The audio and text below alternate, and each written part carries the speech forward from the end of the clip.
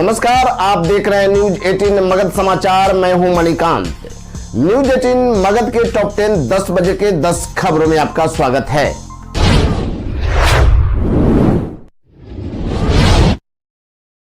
Master बनते ही सवार हो गई नेतागिरी का भूत। के पाठक ने गिरा दिया विकेट।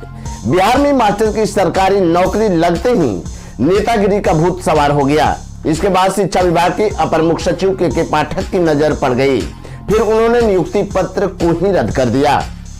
मधुबनी जिले के अंधरा ठाणी प्रखंड की रखवाली पंचायत की शिक्षिका बबीता कुमारी उर्फ बबीता चौरसिया को बीपीएससी अध्यापक संघ बनना महंगा पड़ गया।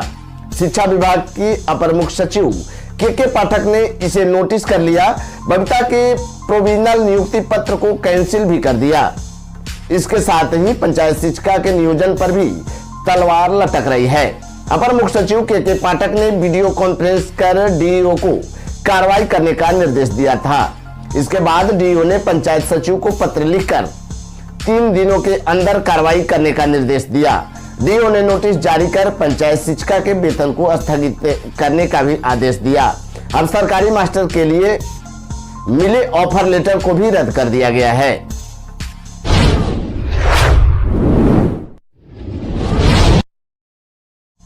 सूरत में सेप्टिक टैंक के अंदर दम घुटने से 4 लोगों की मौत। बिहार के रहने वाले थे सभी।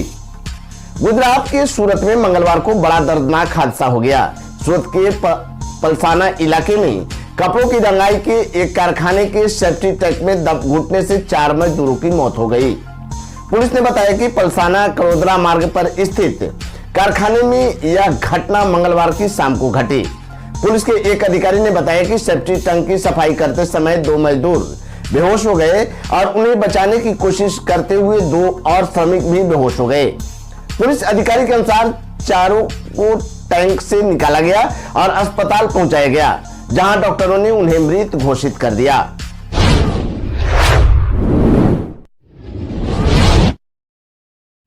भारत की सेमीफाइनल में जीत है पक्की। इस रिकॉर्ड को देख न्यूजीलैंड के छूटेंगे पसीने। विश्व कप 2023 में पहला सेमीफाइनल मैच भारत और न्यूजीलैंड के बीच खेला जाएगा। मुकाबला मुंबई के वानखेड़े स्टेडियम में होने जा रहा है। लीग स्टेज में भी ये दोनों धर्मशाला में एक दूसरे से टकराई थी, जिसमें भारत ने धमाकेदार अंदाज में जीत हासिल की। वहीं अब दोनों की टक्कर सेमीफाइनल में होने जा रही है।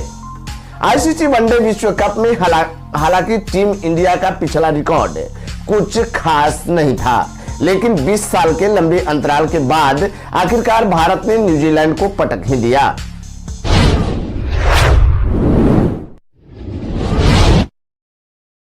भूत दिखाओ और इनाम पाओ। इस स्टेशन पर आपने दिखा दिया भूत तो मिलेंगे 50,000 रुपए। झारखंड की राजधानी रांची से वेगुनकोदर स्टेशन को भूतहा स्टेशन भी कहा जाता है। यह रेलवे स्टेशन करीब 56 साल से बंद पड़ा है। यहाँ कोई ट्रेन नहीं रुकती है और लोग यहाँ जाने से भी कतराते हैं।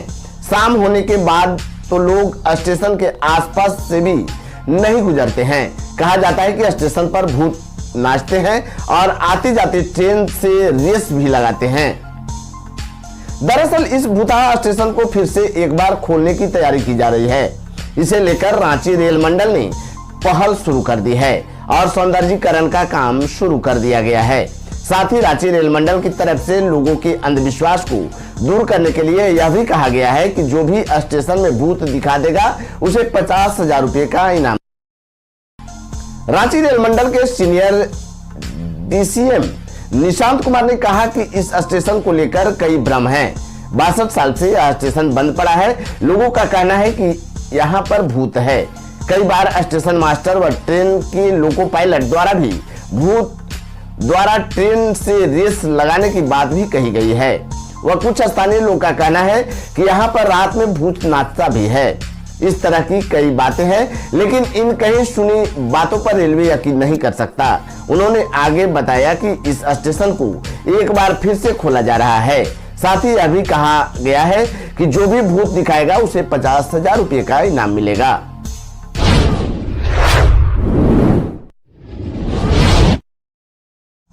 मंत्री के बॉडीगार्ड ने की जमकर गुंडागर्दी, सड़क किनारे लगे ठेलों को पलटा, आक्रोशित लोगों ने किया सड़क जाम। बिहार सरकार की सहकारिता मंत्री सुरेंद्र यादव के गया से पटना जाने के क्रम में अरवल जिले के कुर्था बाजार में सड़क किनारे लगे ठेले से यातायात में दिक्कतें आने के कारण उनके काफिले में शामिल बॉडीगार्ड ने ठेले को ढकेलकर पटक दिया, जिसके बाद आक्रोशित लोगों ने सड़क जाम कर दिया तथा क्षति हुई सामान की क्षतिपूर्ति करने की मांग करने लगे। मिली जानकारी के अनुसार कुर्था बाजार निवासी अजय कुमार ठेले पर गुपचुप एवं समोसा वगैरह घर से सामान लाकर सजा रहे थे ताकि ठेले को बस स्टैंड कुर्था में ले जाकर अपना सामान बेच सके। सामान सजाने के दरमियान सहकारिता मंत्री गया से कुर्था बाजार जाते हुए पटना जा रहे थे कि बीच बाजार में उनकी गाड़ी जाम में फंस गई। इसके बाद क्या था, उनका बॉडीगार्ड सड़क पर उतरा और सड़क किनारे लगे ठेले को पटक दिया। उसके बाद आक्रोशित लोगों ने सड़क जाम कर दिया, जिसे कुर्था बाजार तकरीबन 1 घंटा जाम रहा। स्थानीय व्यवसायी द्वारा समझाए बुझाने पर लोगों ने 1 घंटे के बाद स्वतः जाम को हटा दिया।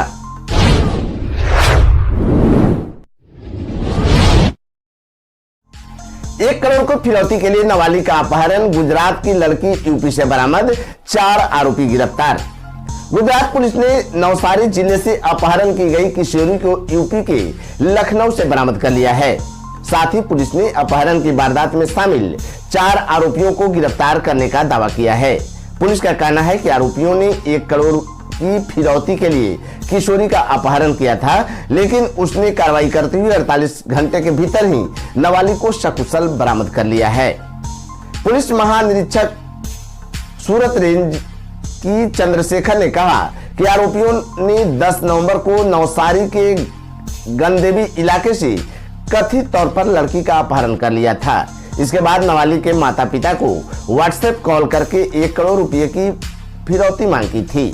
उन्होंने बताया कि पुलिस ने समीर पठान, अभिषेक चौधरी और प्रदीप चौधरी को लखनऊ के पास से एक बस से पकड़ा और एक अन्य आरोपी मोहित चौधरी को दिल्ली की एक झुग्गी से गिरफ्तार किया है।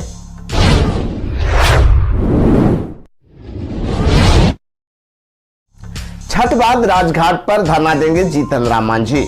बिहार के पूर्व मुख्यमंत्री जीतन राम मांझी अब मुख्यमंत्री नीतीश कुमार के खिलाफ दिल्ली जाकर महात्मा गांधी की समाधि स्थल राजघाट जाने की घोषणा की है।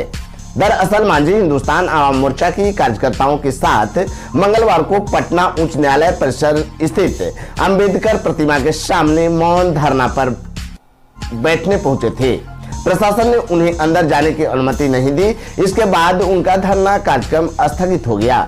इस मौके पर भाजपा के भी कई नेता वहां पहुंचे।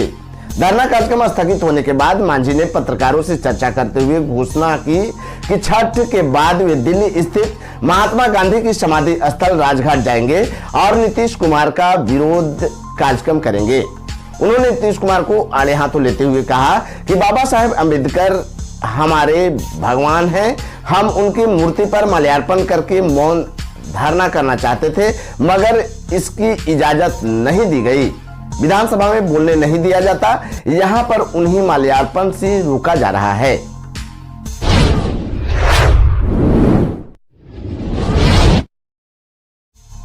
बिहार राज्य सहकारी बैंक जल्द किसानों को ब्याज मुक्त कृषि ऋण करेंगे प्रदान। बिहार सरकार ने मंगलवार को घोषणा की कि राज्य सरकारी सहकारी बैंक जल्द ही प्रदेश के किसानों को ब्याज मुक्त अल्पकालिक कृषि ऋण प्रदान करेंगे। बिहार की सहकारिता विभाग के मंत्री सुरेंद्र यादव ने 17वीं अखिल भारतीय सहकारिता सप्ताह 2023 के अवसर पर यहां जिला सहकारी बैंकों के पदाधिकारियों और प्राथमिक कृषि सहकारी समितियां के प्रतिनिधियों को संबोधित करते हुए कहा कि छोटे और सीमांत किसान राज्य के समग्र विकास में महत्वपूर्ण भूमिका निभाते हैं। राज्य में महागठबंधन सरकार ने सहकारी समितियां के साथ साथ किसानों के लिए भी कारोबार सुगमता की दिशा में कई कदम उठाए हैं। हम जल्द ही किसानों के लिए कई प्रोत्साहन लेकर आएंगे। हमारे सहकारी बैंक लगातार लाभ में है और त्रिस्तरीय ऋण संरचना की शीर्ष इकाई होने के नाते किसानों और अन्य हितधारकों के लाभ के लिए खरीद और अन्य सहकारी योजना को सफलतापूर्वक लागू कर रहे हैं।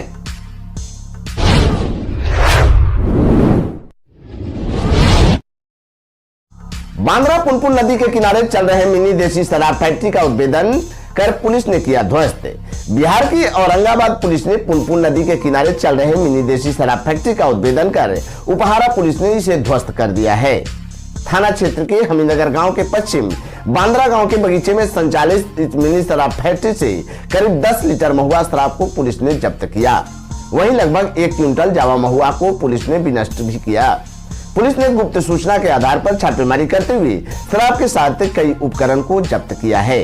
थानाध्यक्ष किरण कुमारी ने बताया कि खुला जगह होने के कारण कारोबारी पुलिस के पहुंचने से पूर्व ही फरार हो गए थे। मिनी शराब फैक्ट्री को ध्वस्त कर दिया गया है। मामले में कई लोगों को आरोपी किया गया है। उपहारा पुलिस द्वारा लगातार छापेमारी होने से कारोबारियों में हड़कंप मचा हुआ है।